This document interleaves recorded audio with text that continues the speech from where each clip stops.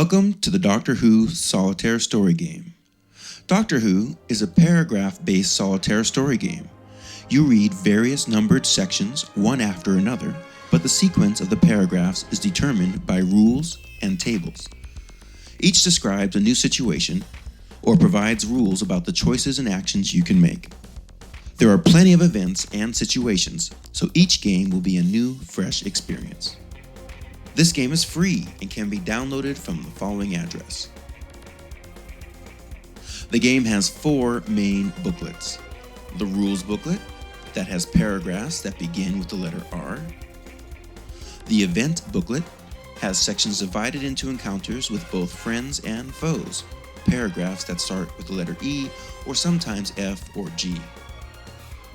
The adventure booklet details all the incredible locations that the TARDIS can travel to, with paragraphs that begin with the letter A.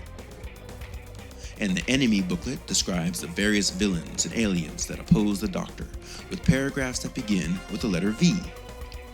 I am going to be using the downloadable Example of Play PDF as a basis for this tutorial, although I have made some modifications for clarity and ease of flow.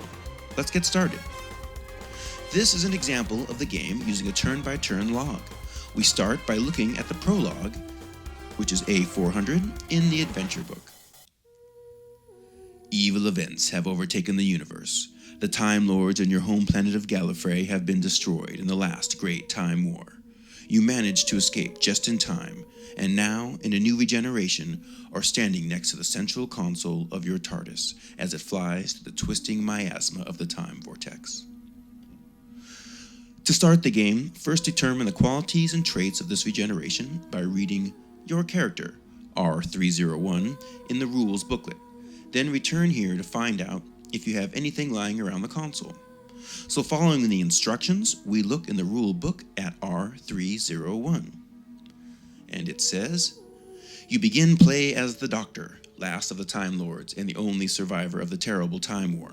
You have brains 10, brawn 4, and a bravery of 7. You may also add 5 points to your qualities, but no more than 3 to any one quality. You also choose 8 traits from the list below. Although other traits do exist, you may not choose a trait twice. You can increase your traits and purchase new ones later in the game by spending luck points. You also start the game with 4 luck points. These are used when you want to re-roll dice after a failed quality or trait roll, or a roll that is linked to either, such as combat, or if you want to re-roll an action result.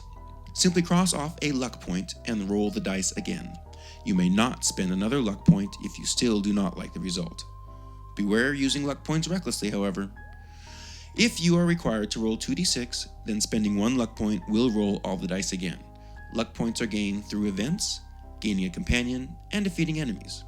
Alright, sounds good. So let's go back to our example of play.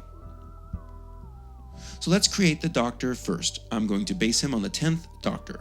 Checking rule reference R301, I can get these qualities: brains 12, brawn 5, bravery 9. I need to choose 8 traits, so I choose aware, charisma, computers, engineering, history, science, running, and thief. I also start with a standard 4 luck points. Rolling 1d6, I roll a 5 to see what's around the console and get E184 Psychic Paper. This gives me a +1 to any talk options when encountering characters, not enemies, but it may not be used on any machine or someone with domination. So here is our starting character. You can use whatever means works for you to keep track of your character. I am using Publisher in this example, but any text program or piece of paper will work. Returning to the adventure prologue, I roll 1d6 to find out where I've landed. With the 2 means that we've landed in adventure A403. Checking this in the adventure book, I find I've landed on Earth in 1869 in Victorian Cardiff, the location for the TV story The Unquiet Dead, and there's a nip in the air. I'm all set for the first turn in the adventure. Okay, let's take a minute to discuss how to play. I recommend downloading and using the Who Solitaire game reference sheet, as it has all of the relevant charts as well as a step-by-step list of when to do what. You can also find all of the relevant charts at the back of the rules booklet. I will now read the How to Play section from the rules booklet. Doctor Who is played in turns. A turn starts with you selecting an action, see R306, such as exploring, planning, or investigating. Depending on the action selected, you are referred to a chart where you roll 2d6.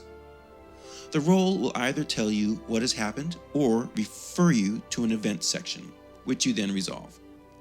After each action, roll 2d6 on the encounter matrix, R307, to see if an encounter has occurred, and then 1d6 for the type of encounter.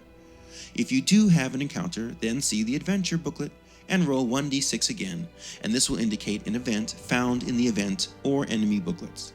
Some events have keywords like danger or temporal, which can be used to modify other encounters. Some events lead to fighting, described in the combat rules. You may also have additional characters join you as allies.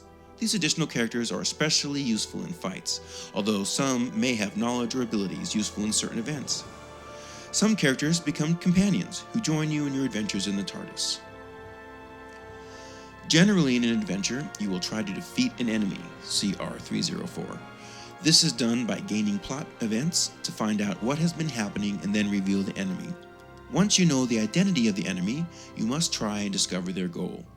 You must then try to defeat them by gaining enough defeat modifiers, or DM, until you are ready to oppose the enemy by having a DM equal to the goal. Your DM can never fall below 0 in an adventure, and unless otherwise stated, you will lose an adventure if you do not defeat the enemy within 12 turns. Defeating an enemy will gain you luck points. Losing to the enemy will mean you lose luck points, or worse.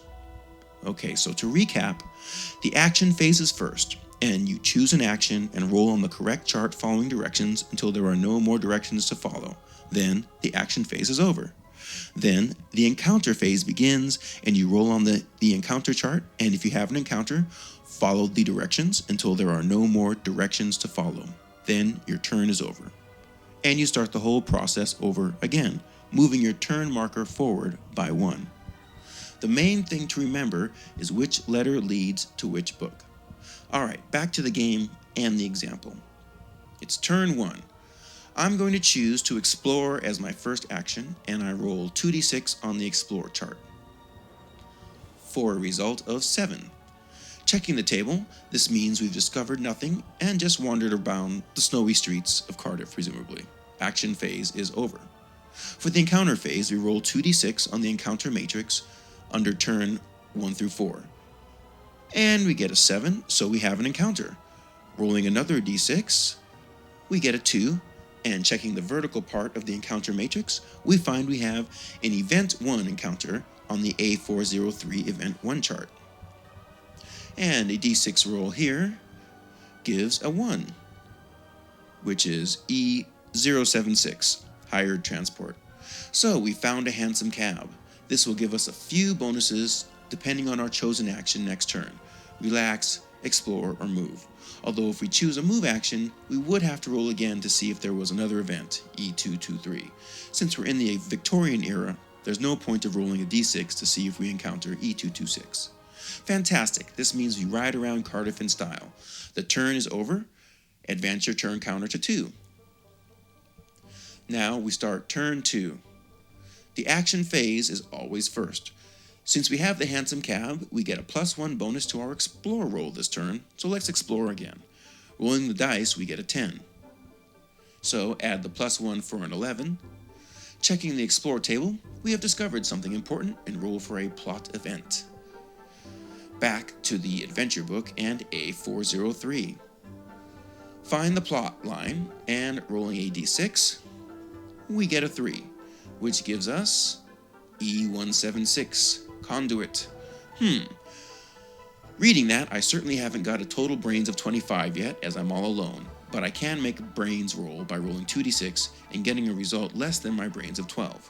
The event requires me to make a brains roll by at least 3, so I need to roll 9 or under. and 8 means a success, so I can either get a +1 DM or reveal the enemy. DM stands for defeat modifier once again, and the more we get of these, the better, but we don't know who we're up against yet, so I'll opt for revealing the enemy. Back to the adventure book and roll on the enemy line. And a 6 means that it's V513. In the enemy book, V513 reveals the Krillitanes. Fortunately, we've only just revealed the enemy, rather than encountered them, so I've seen them, rather than them seeing me. Note that the Krillitanes have a DM of 0, but the special line of adventure A403 automatically gives me a +1 DM, as this is my first adventure. There is also a range of 3 possible goals on the Krillitane page. A goal represents the plans of the Krillitanes while they're in Victorian Cardiff. We don't know what that is yet, and now the action phase is over. Ooh, it was a busy action phase, but now we move on to the encounter phase. And we roll for a possible encounter on the encounter matrix, R307. And we roll a 9, so we have an encounter. Another D6 rolled vertically means it's a character. We got a 5. As this is my first adventure, the other special rule of A403 comes into play, and I have E118, Carolyn Fairfax. Caroline will become my companion on a Charisma 9 or more roll. And we roll a 10, so she joins me. I get an extra luck point too, now a total of 5 points. Carolyn is Brain 6, Brawn 4, Bravery 7. She has Charisma, History, Marksman, and Running for traits. I rolled to see if she knows anything, but a roll of 8 is above her brains of 6. That's the end of turn 2, so let's do some storytelling to see what's happened. Driving along in the hansom cab, I notice something odd in a darkened alley. I persuade the hansom cab driver to stop and retrace my steps. I see a space-time conduit, and to my surprise and horror, I witness a Krillitane materializing. Before I can follow, however, I'm interrupted by a soft footfall and meet Carolyn Fairfax. How is she mixed up in this mystery? So to recap one final time, the action phase is first, and you choose an action and roll on the correct chart following directions until there are no more directions to follow. Then the action phase is over. Then the encounter phase begins, and you roll on the encounter chart, and if you have an encounter, follow the directions until there are no more directions to follow. Then your turn is over. Advance your turn counter, and repeat. Well, I hope this tutorial has taught you how to continue this or any other adventure on your own from here.